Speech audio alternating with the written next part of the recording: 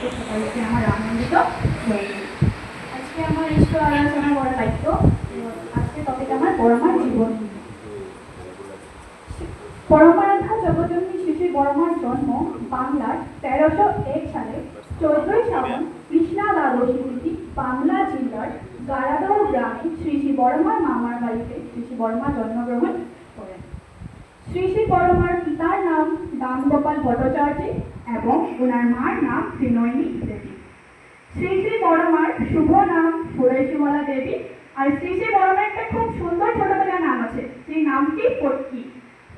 শ্রী শ্রী বড়মার গাঁয়ে মানে যেখানে শ্রী শ্রী বড়মা থাকতো ওইখানে শ্রী শ্রী বড়মাকে সবাই পটকি বলেই ডাকতো। এই নামটি খুব সুন্দর। শ্রী শ্রী বড়মার বাংলার 1313 সালের 28শে শ্রাবণ সোমবার পরম প্রেমময় শ্রী ঠাকুর অনুকূল চন্দ্রের সাথে শুভ বিবাহ হয়। শ্রী শ্রী বড়মার শ্বশুরের নাম পূজনীয় পিতা শিবচন্দ্র চক্রবর্তী এবং ওনার শাশুড়ির নাম পূজনীয় মাতা মনমোহিনী দেবী। এখন আমরা বড়মাকে বড়মা বলে কেন ডাকি? মা তো সবারই মা আছে, এই পৃথিবীর সবারই মা আছে, বাট বড়মাকে আমরা বড় মা বলে কেন ডাকি? কেন কি সবের মা থাকে? সেই পরমারাধ্যা জগজননী বড়মা হলো এই হোল ইউনিভার্স, এই সারা বিশ্ব ব্রহ্মাণ্ডে আমাদের মা, সেই পরমারাধ্যা জগজননী বড়মা। আরেকটি আছে যে আমরা বড়মাকে লক্ষ্মী মা হিসাবে কেন পূজা করি। বহু ঘরে দেখা যায় কি লক্ষ্মী মার আসনে বড়মাকে বসানো আছে। কেন কি একজন বাংলাদেশের পাবনা জেলার ডোপাধর গ্রামে থাকতো একজন মা। সেই মাটি সৎসঙ্গী ছিল, সেই মাটি খুব ঠাকুরকে ভালোবাসতো। সেই মাটি লক্ষ্মী মাকে সব দিন লক্ষ্মী মাকে পূজা করতো। একদিন মাটি লক্ষ্মী মাকে পূজা করে ঠাকুরের সামনে বসে প্রে করছে, তখন লক্ষ্মী মার আসন থেকে দেখে মাটির হাতে পান তাম্বুল, যে পান তাম্বুলটা মাটি লক্ষ্মী মাকে পূজা করে, সেই পান তাম্বুলটি মাটির সামনে এসে পড়ে। তখন এই মাটি কি করে, শ্রী শ্রী বড়মার কাছে, পাবনা জেলার শ্রী শ্রী বড়মার কাছে এই পান তাম্বুলটি নিয়ে যায়। নিয়ে গিয়ে বলে, মা আমি লক্ষ্মী মাকে পুজো করেছিলাম, আমি হঠাৎ দেখি পান তাম্বুলটি আমার বসার সংসারে বসেছিলাম ওখানে পড়ে।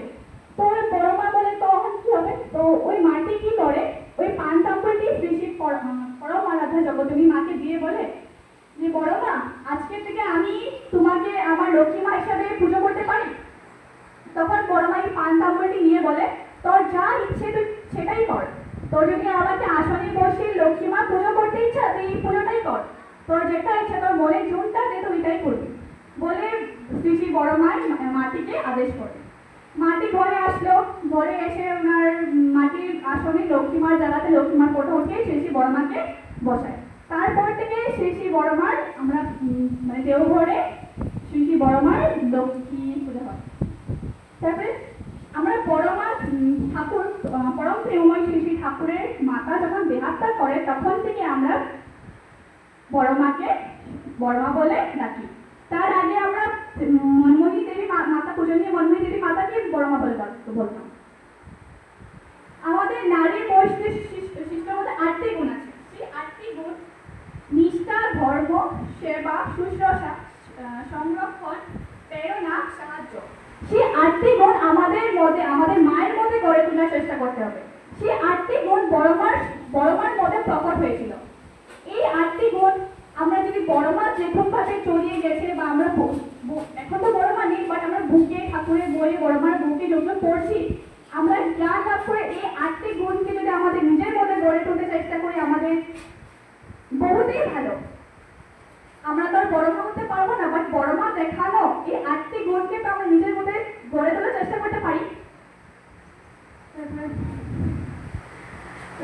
শ্রী শ্রী বড়মা 1378 26 বৈশাখ সৎসঙ্গ বিহার দেওঘরে